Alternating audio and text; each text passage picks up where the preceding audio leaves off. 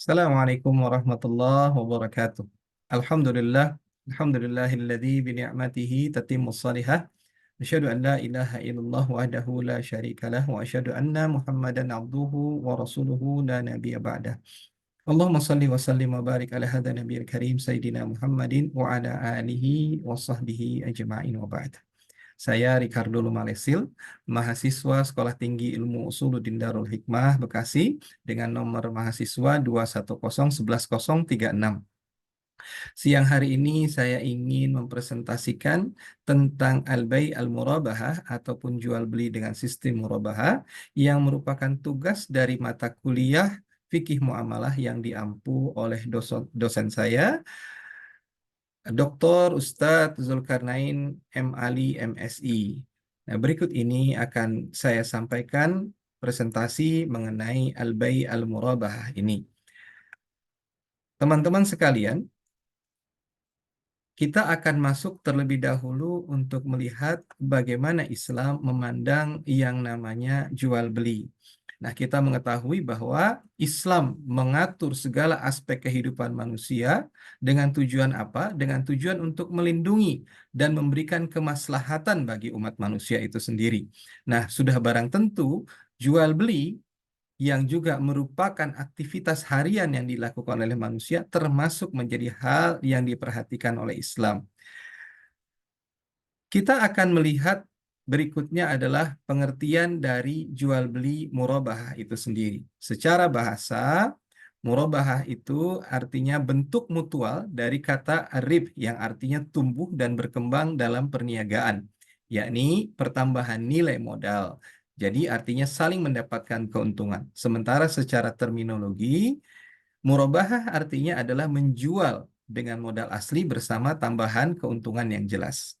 Dengan demikian, murabahah adalah jual beli barang pada harga asal dengan tambahan keuntungan atau margin yang disepakati oleh kedua belah pihak.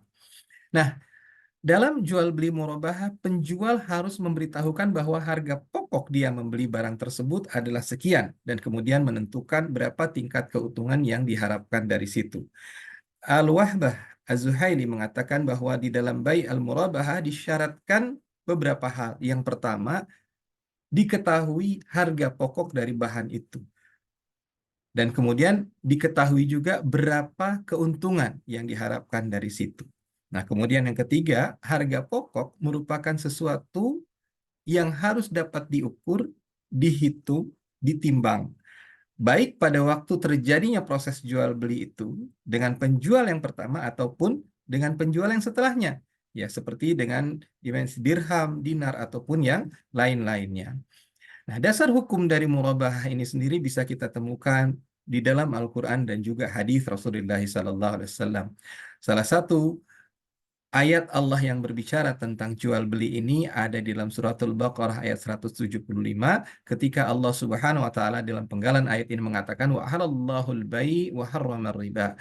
Allah Subhanahu wa taala itu telah menghalalkan jual beli dan mengharamkan riba.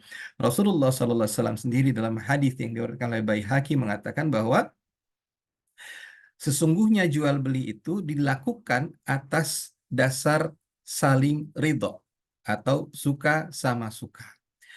Berikutnya kita akan melihat rukun dan syarat dari jual beli murabahah itu.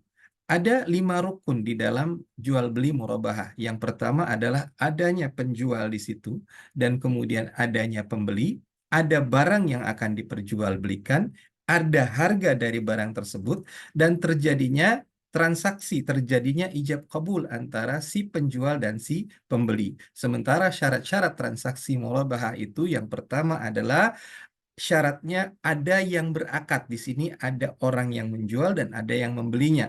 Kedua belah pihak ini harus cakap secara hukum dan tidak dalam keadaan terpaksa. Kemudian yang kedua, barang yang diperjualbelikan tidak termasuk barang yang haram dan jenis maupun jumlahnya itu jelas.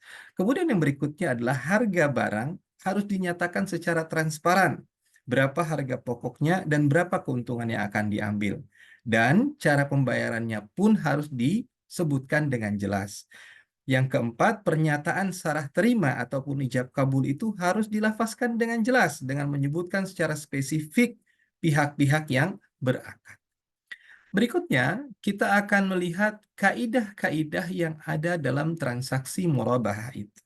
Yang pertama, ia harus digunakan untuk barang-barang yang halal. Kemudian yang kedua, biaya aktual dari barang yang akan diperjualbelikan harus diketahui oleh pembeli. Yang ketiga, harus ada kesepakatan dari kedua belah pihak, baik pembeli maupun penjual, atas harga jual yang termasuk di dalamnya harga pokok penjualan dan margin keuntungan. Kemudian yang keempat, jika ada perselisihan atas harga pokok penjualan, pembeli mempunyai hak untuk menghentikan dan membatalkan perjanjian. Berikut yang kelima adalah jika barang yang akan dijual tersebut dibeli dari pihak ketiga, maka perjanjian jual beli yang dari pihak pertama tadi harus sah menurut syariah. Kemudian yang keenam, murabahah memegang kedudukan kunci nomor 2 setelah prinsip bagi hasil di dalam bank Islam. Ia akan dapat diterapkan dalam pembiayaan pengadaan barang dan pembiayaan pengeluaran atau letter of credit. Yang ketujuh, murabahah akan lebih berguna sekali bagi seorang yang membutuhkan barang secara mendesak, tetapi kekurangan dana pada saat itu.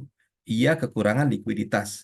Ia meminta pada bank agar membiayai pembelian barang tersebut dan bersedia menebusnya saat diterima. Harga jual pada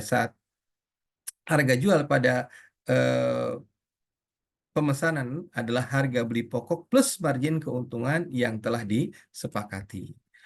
Nah, yang terakhir kita akan melihat ketentuan umum murabahah dalam bank syariah sesuai dengan fatwa Dewan Syariah Nasional. Yang pertama dikatakan bahwa bank dan nasabah harus melakukan akad murabahah yang bebas riba. Kemudian yang kedua, barang yang diperjualbelikan tidak haram oleh syariat Islam atau tidak diharamkan oleh syariat Islam. Yang ketiga, bank membiayai sebagian atau seluruh harga pembelian barang yang telah disepakati kualifikasinya. Yang keempat, bank membeli barang yang diperlukan nasabah atas nama bank sendiri dan pembelian itu harus sah dan bebas riba.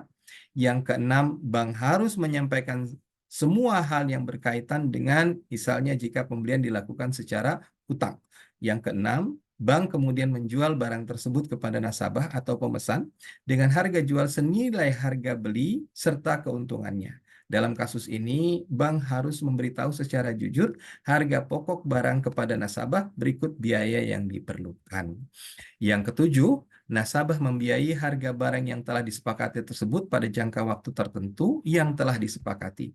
Yang kedelapan, untuk mencegah terjadinya penyalahgunaan atau kerusakan akad tersebut, pihak bank dapat mengadakan perjanjian khusus dengan nasabah.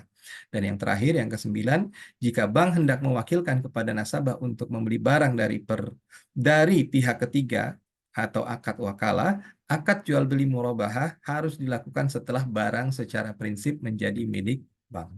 Nah, demikianlah saudara-saudaraku sekalian ulasan singkat mengenai al-bai' al-murabahah dan tinjauan hukum-hukumnya baik dari Al-Qur'an, hadis ataupun dari para ulama kita termasuk dengan fatwa yang dikeluarkan oleh Dewan Syariah Nasional.